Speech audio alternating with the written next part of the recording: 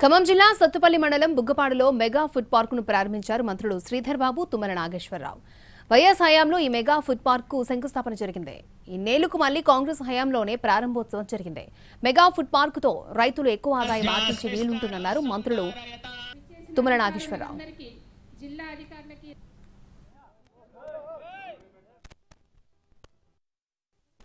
ద్వారా ఇండస్ట్రీస్ లో మనకి ఎక్కువ యూనిట్స్ తీసుకొచ్చి ఈ ప్రాంతంలో రైతులు పండించేటటువంటి ఆయిల్ ఫామ్ కానీ, జామ కానీ, కొబ్బరి కానీ, పపాయి కానీ, అరటి కానీ ఇటువంటి పంటలకి ఇది నిలవైనటువంటి ప్రాంతం. ఆ పంటలు పాడైపోకుండా ఫుడ్ ప్రాసెసింగ్ ద్వారా రైతులకు ఎక్కువ ఆదాయం వచ్చేటట్టుగా చేయాలనేది ఈ పార్క్ యొక్క లక్ష్యం. అప్పుడు మళ్ళీ శాంక్షన్ చేసి సుమారు 100 కోట్లు నాకు తెలిసి నబార్డ్ నుంచి తీసుకొచ్చి ఈ స్ట్రక్చర్స్ అన్ని పూర్తి చేశాం.